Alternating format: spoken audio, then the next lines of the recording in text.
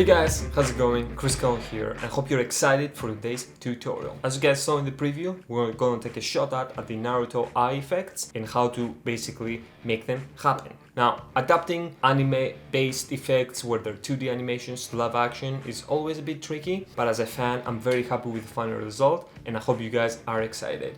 Now, we have taken a look at creating eye effects like the Tokyo Ghoul eyes as well as some fantasy eyes on the channel. But while we're going to use similar techniques, we're going to take it a step further, because this time we're going to actually compose in animations on top of the iris, as well as some other cool tricks to get the rings surrounding the iris of the eye. Now I am going to be using the Naruto Eyes pack from the Critic Store, guys. Link will be in the description, and it comes with 8 variations of the eye effect as well as the project itself, so you can have everything that you need to get the effect done. On that note, guys, if you're a Creatix Vault member, the project has been updated and it's ready for you to download. As I said, guys, as a big fan, I'm very happy with the result, and I think it's a great effect to pull off. Before we get started, a massive thank you to Wondershare Uniconverter for making today's tutorial possible for you guys. Uniconverter is a great solution for converting your files to over 1,000 formats, as well as doing it in a great speed. Moreover, through the program, you're going to get awesome tools for converting, sharing, downloading, and baking in subtitles and other options when it comes to your video files. I'll have the link in the description, guys. It's worth taking a look if it's something that you're interested. For me personally, I've used it some of my clients where they had short films, and because they were in a foreign language, they needed to implement and have baked in subtitles for the film festivals. It's a great program, guys, that gives you diverse options when it comes to your files, and it's worth taking a look at. And with that said, guys, let's fire up After Effects and let's get started to the Naruto eye effects. Okay guys, so here within After Effects, and I have my project file ready to go. A few tips and tricks, guys, when it comes to shooting your clip. If I zoom in here, make sure there is enough detail on the eye for tracking purposes as well as adjustment layers, so you make sure that you can do the effect. Because the cool trick about it is, even though we're gonna compose in a live animation, we still need the detail of the iris a lot to make it look as realistic as possible, because the effect is going to be translucent in a way, and it is going to allow for things to pass through, like the light here as well as some details of the iris, and that is what is really going to sell the effect, the fact that you can actually look at the eye. Now, the first thing that we do, guys, with eyes and in general when it comes to composing assets is to track our clip. Now, there is a very important distinction in tracking eyes. You have the tracking of the eye section itself, and usually you would track either the eyebrow or this section, and then you have the iris itself, because the inner part of the eye moves independently to the actual face itself. Since we're going to use our assets and we're going to compose them to the iris directly, we actually need to track the iris section of the eye. And the way you do this is you select the clip, right click, then you go to track and stabilize, and then you select track motion. And here After Effects is going to give us a tracking point, and what we need to do is to find our eye, and depending on the detail, for example, this eye doesn't have as much detail compared to this one, so if I would track this one, which we're going to do in the Rinnegan version, I would just put it directly on the center. But in this one, I'm just going to make After Effects work a little bit harder, but it's actually going to be easier for it to identify the eye when it comes to all of this. Now, you can either go to the beginning or the end, or you can start here, which is a bit lazy of me to do, but basically we're going to track forwards, and After Effects is going to go through, and as you can see, it does very good job. And also when that's done, we're going to track backwards, and here on the green line you can see our progression. And when After Effects is done, you're going to go to Layer, New, Null Object, and then you're going to do Edit Target. You're going to select that null which just created, and you're going to press OK, and then you're going to press Apply and hit Enter. Now, I've already done this, so in order to save you some time, we're just going to jump right into this. If I open my eye track over here, you can see we have a null, and if I press P, you can see all the tracking data that After Effects is going to use. Now, when it comes to the eyes, guys, I highly suggest tracking each eye individually because there might be some slight variations, even though the symmetry of the composition here is pretty good. I always advise to track each eye individually for the best result. Also, when it comes to tracking the iris versus the eye portion of the face, make sure that you pay really close attention to when your eyes blink, because when it blinks, After Effects is going to lose the tracking point that we set up for it, which is the iris, and then you will either need to do some manual adjusting or, yeah, basically just go there, reposition the point manually, and since the eye blinks, it's not that important to be as accurate as possible. And that is it. Now we have our tracking null, and we can compose in the Naruto Sharingan eye effect. So the way we do this, guys, if I go to my assets over here, I have number 8, and if I bring it in as is, guys, you're gonna see what's happening.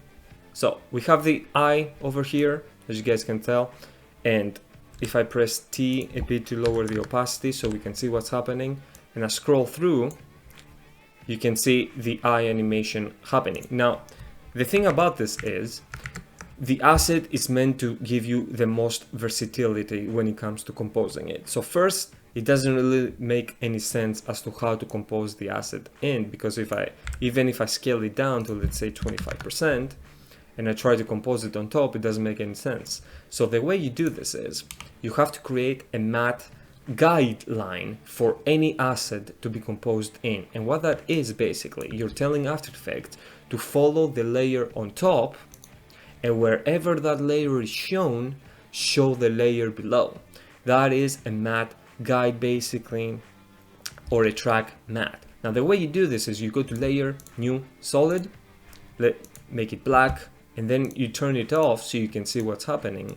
And then what you do is you take your pen tool, you zoom in here, and you create a mask around the object that you want to have an effect take place. For example, our iris in this scenario.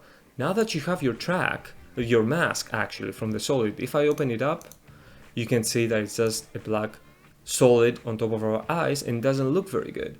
But the trick is, now we can parent that layer to our eye track, and that layer is going to follow our eye. And on top of that, we can animate the mask of that layer in case we're blinking by selecting M and keyframing the mask path. As you guys see here, I can select it and then bring it down, and then I create an animation through space with keyframes to make sure that my mask is always perfect and it follows the subject.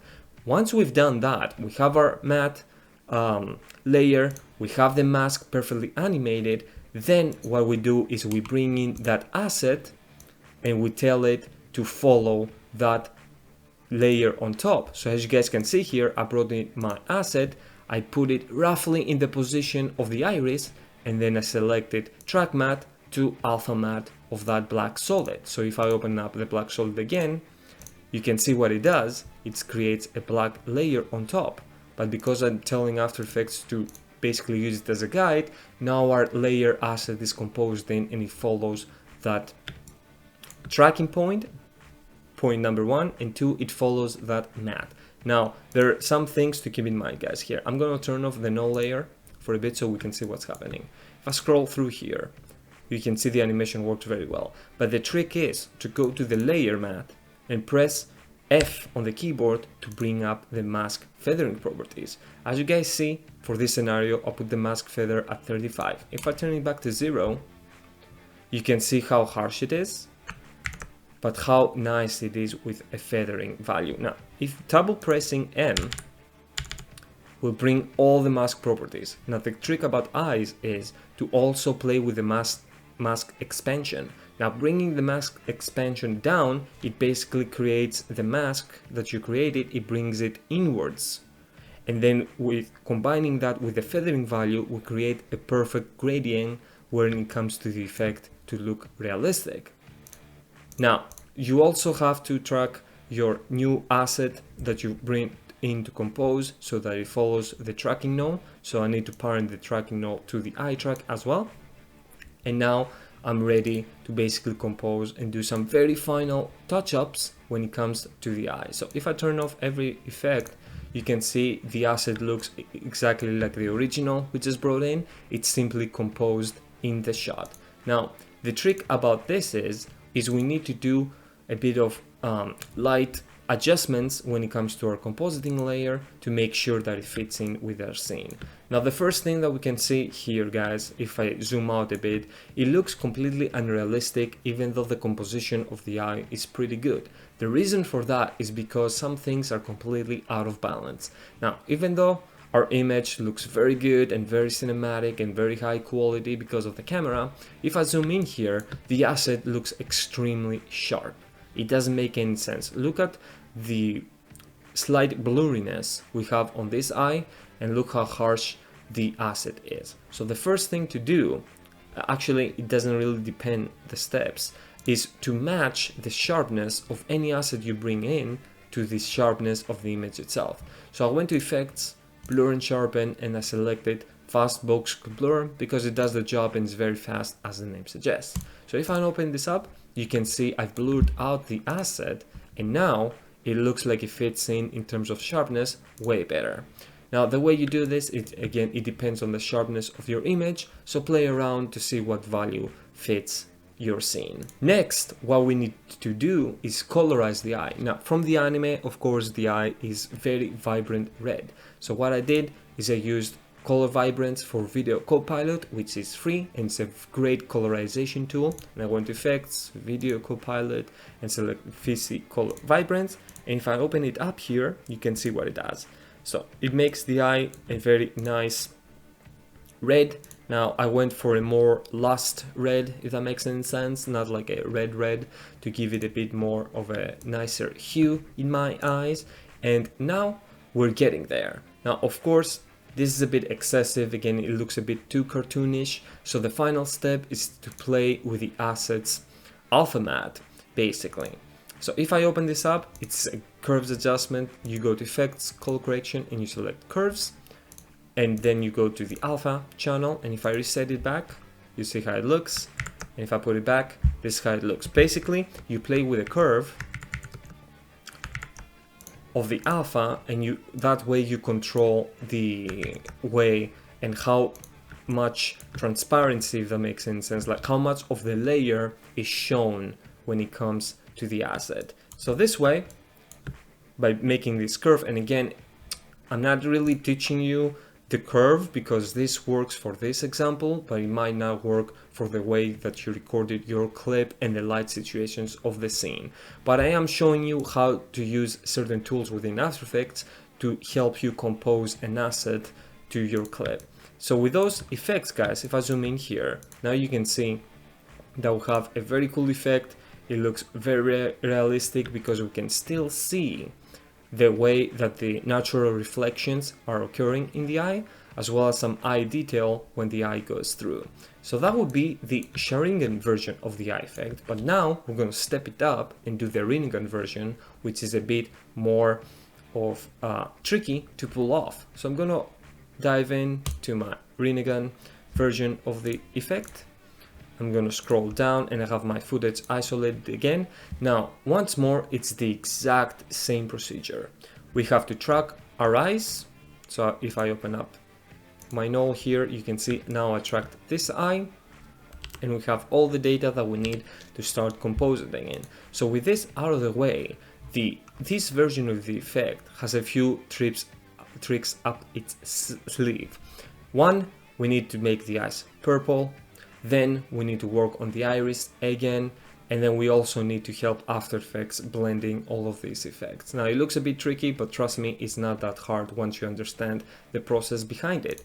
Now I'm gonna open up my eye effects again, and it's, as you can see, I'm actually gonna turn off the null object. As you can see, it's the same exact procedure we did at the beginning. We have our eyes, we have our animation, and with the feathering values and the track matte that we're telling After Effects to follow, the implementation of the effect happens very nicely. Now, if I go here and I select my layer, you can see we have the exact same thing. Basically, we have a VC Color Vibrance effect, and this time it's purple. We have a curves adjustment to make it blend in with the light and the situation of our clip. And as you can see here, the curve is different than this eye because the light situation is different by itself. Then we have a fast box blur to match the sharpness of the asset to the sharpness of the image. And finally, actually, this is just a slight hue and saturation effect, which is not really that needed. It just adjusts the eye effect a bit. Now, with that done, we have the same version, it's just purple. And we have a different animation. Like I said, the asset pack from the Critic Store comes with 8 variations of the effect. The reason that it's split here is because when it becomes a very tiny dot, I wanted to freeze the asset. So I split the layer and I went to right click and I pressed time and then I pressed freeze frame. That way you tell After Effects on that frame, freeze the asset and let it play out for the remaining of the live video. Now, the Rinnegan version was very tricky because it has those rings around the eyes, but also it looked as if there was no real distinction of the iris. So the way I pulled it off, if I open up everything, was to use those rings to blend in the iris portion of the eye and then have consecutive rings going all the way to the outer parts of the eye. Now the way you do this is kind of similar but a bit tricky, if that makes any sense. So you need to create a new solid, and basically let me turn off this ones. You need to create a new solid, make it a circle, parent it to the tracking data, and then have it composed in. So the way you do this again is you hit Ctrl Y as a shortcut to create a new solid. If I took it up, this is just a solid, and then I'm going to go up here and I'm going to hold down left click and then select the ellipse tool. Then if you click shift and you drag your cursor out, it's going to create a perfect circle. The cool trick is now, if you go down to your layer, you have a mask. By hitting Ctrl D, you duplicate that mask. And then here where it says add, you can click it and then select subtract. So basically, this is a very neat trick because what After Effects does is the first mask is telling After Effects to only show the matte on that mask, but the second one, which is exactly the same as the first one, is telling After Effects to subtract. I'm sure you guys are seeing where this is going. If I press double M on my mask properties, I have a mask expansion, right? So if I put -5 here, it's gonna change it and it's gonna create a perfect ring circle. Now, by us composing that ring circle perfectly on top of our iris, it's gonna create those rings. So I'm gonna delete it for now and I'm gonna start by showing you one ring at a time. So here's a ring that we have, right? And by using the black matte solid that we use to compose our assets on top of our iris, I'm blending in and I'm telling After Effects to only show my new ring asset to the layer on top and the mask, as you guys can see. Now the cool thing about this is you can also start playing around with this light follow effect with something called, let's see, layer styles, bevel and emboss. So if I open up this one, guys, you see layer styles and I have a blending option and bevel and emboss. So what this does, guys, if I delete it, let's say I don't need it, see what it does? We still have the circle, but it doesn't create that embossed look. But by putting this effect, we now are starting to create this very cool line that looks as if the eye actually has indentations in it with those ring lights. The cool thing is, again, you can play around with the depth, with the direction of the light to really make sure it fits the scene. Since our light starts from the side here and it blends into the character, our rings need to have a light strip over here on this side and not this one, in order to make sure that we give the audience the correct depth when it comes to our rings. So this way, I duplicated those rings again and again. So we have 1, 2, 3, and a last one at the edge. So we have 4 rings surrounding the eye. And then I composed them in. And the way that that's done, basically, it gives us those cool eye effects. Now, if I open up my Naruto iris animations, we have the final look.